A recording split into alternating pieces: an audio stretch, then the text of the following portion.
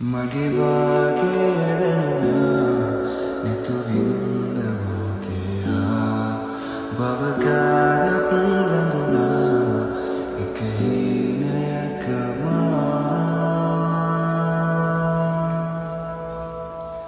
පුදුමයි අද නඳුනේ නුඹ මාගේ වෙලා සතුටින් ඇස් දෙමුණා දුටුවාදෝ මන්දා.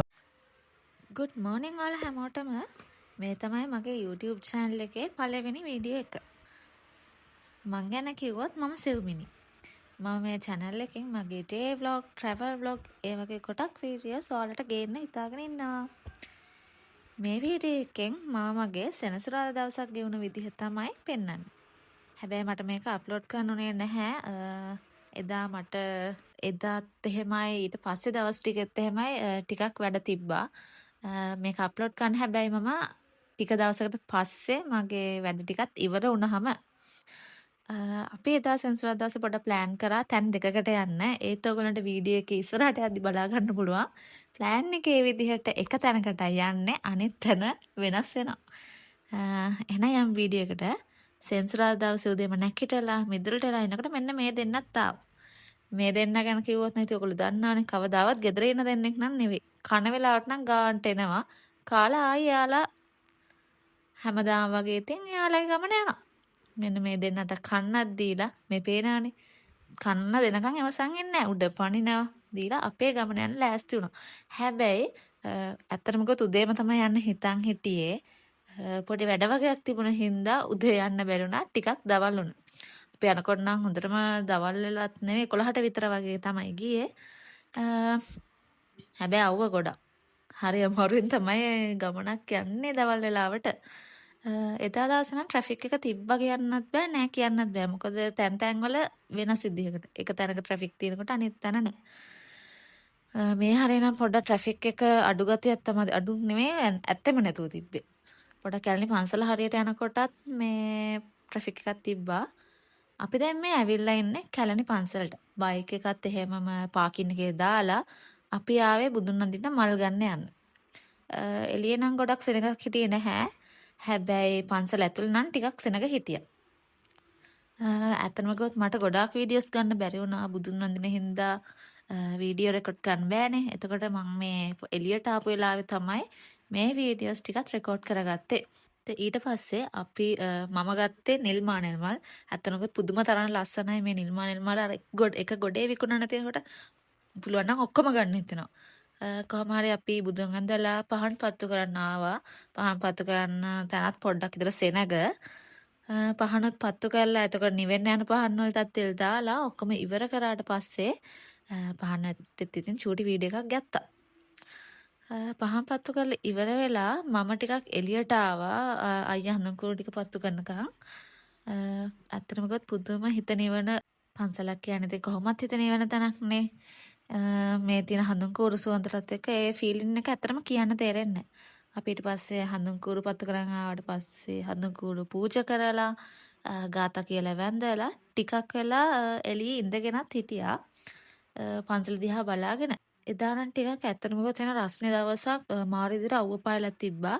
ඔහොමම අපි එළියට ආවා එගොඩ කැලණි යන්න කියලා හිතාගෙන පාරුවේ. හැබැයි එගොඩ කැලණි යන්න නම් උනේ නැහැ. මොකද පාරුව තිබුණෙත් නැහැ. එහා පැත්තේ පාලම උඩින් තමයි යන්න තිබ්බේ.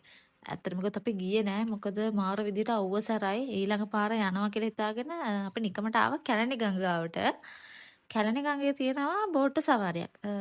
ඒ බෝට්ටු සවාරිය මට මතක විදිහට එක්කෙනෙක්ට ටිකට් එක 250ක්ද කොහෙද? ඔව් 250යි.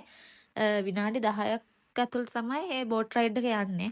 කැලණි ගඟ වටේ චුට්ටක් ගිහිල්ලා තමයි එන්නේ.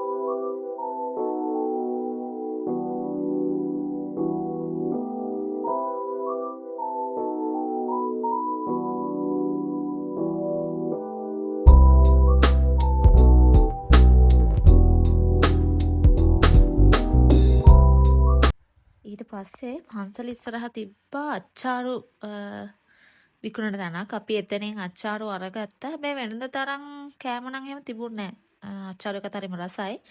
ඊට පස්සේ අපි පන්සලෙන් ආවා මම ඔයගොල්ලන්ට දැන් කියන්නම්කෝ. අපි ඇත්තටම යන්න හිතන් හිටියේ කැලණි පන්සල් ඇවිල්ලා කොච්චි කඩේ පල්ලියට. කොච්චි කඩේ පල්ලියට ගියේ නෑ. හැබැයි අපි ඊට පස්සේ තීරණය කරා දියසරුවිනට යන්න.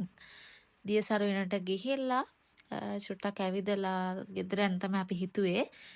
ඒ විදිහටම දියසරුවිනට ගිහිල්ලා ඇත්තටම කිව්වොත් හරිම ලස්සනයි.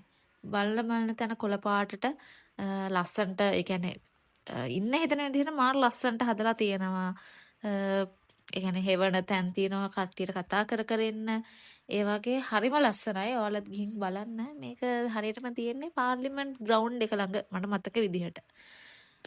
පාර්ලිමේන්ත් ග්‍රවුන්ඩ් එක ළඟ තමයි තියෙන්නේ. ටිකට් එක උනේ 100ක් වගේ තමයි ටිකට් එකත් උනේ. හරිම ලස්සනයි. මෙහෙම හැමතැනම ඒ කියන්නේ හැමතැනම මේකේ තීම් එක ඒ කියන්නේ කොළ පාට ගසුයි වතුරයි. තමයි ඒක ඒ කියන්නේ මට ඒක කියන්න තේරෙන්නේ මාරම වයිබ් එකක්. පුදුම ලස්සනයි. මෙහෙම ඇවිදගෙන යන්න එක එක සත්තුත් ඉන්නවා. සත්තු జాති ඉන්නවා. ඒකට කුරුල්ලෝ එක තැනක නම් බෝඩ් එකක් ගහලා තිබ්බා පොඩි වතුර තියෙන තැනක කිඹුල්ලුත් ඉන්නවා කියලා. කිඹුල්ලු නම් මම දැක්කේ නෑ. හැබැයි එක එක මාළු ಜಾති කුරුල්ලෝ ಜಾති වීඩියෝ එකේ ඉස්සරහට තියෙනවා. ඒ කියන්නේ ගොඩක් සත්තු හම්බුන්නේ නෑ. මං හිතන්නේ අපි ගියේ දවල් වරුවක හින්දා. දවල් කියන්නේ එදා 3ට විතර ඇති අපි යනකොට. 2:00ට 3ට විතර ඇති. ඒ හින්දා වෙන්න ඇති සත්තු එහෙම ගොඩක් හිටියේ නැහැ. ඒකේ බෝඩ් ගහලා තියෙනවා මේ සතාගේ මේ විස්තර මේ විදිහයි එහෙම කියලා බෝඩ් ගහලා තිබ්බා. හරිම ලස්සනයි. හැබැයි මේ අපි එක තැනක යනකොට මම හිතන්නේ මොකක් හරි ප්‍රෝග්‍රෑම් එකක ෂූට් එකක් තිබ්බා. අපි මේ පැත්ත මග ඇරලා තමයි ගියේ. මම හිතනවා මේ පැත්තේ ගොඩක් දේවල් බලන්න තියෙන්නේ නැතුව ඇති කියලා හිතෙනවා. එතන තියෙනවා තව ටවර් එකක් වගේ. يعني කුළුණක් උඩටම නගින්න තියෙන තට්ටු දෙකක් වගේ තියෙන්නේ. එතෙන්ට ගියාම තමයි මේගොල්ලෝ දැක්කේ. ඇත්තටම කිව්වොත් මම දැක්කෙත් නැහැ. ඒගොල්ලෝ يعني ඉන්නවා පේන්නේ නැහැ.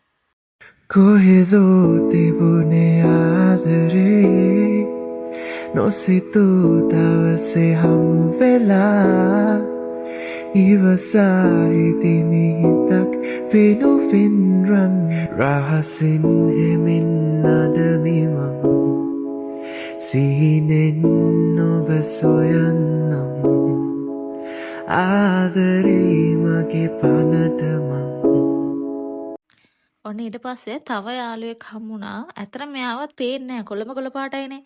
මට මතක විදිහට 6 වසර විද්‍යා පොතේද කොහෙද තිබ්බේ පාඩම ගැන රූපාන්තර නෑ හරි මොකක් හරි. මට මතක නෑ. ඊට පස්සේ අපි මේ ආයේ ඇවිදලා මේ පාලම ඇත්තටම කන් බම්ප් වෙනවා වගේ. මම වතුරේනේ හදලා තියෙන්නේ. ඇත්තටම කිව්වොත් පළවෙනි පාඩේ ඩී තියද්දි බයවත් වුණා.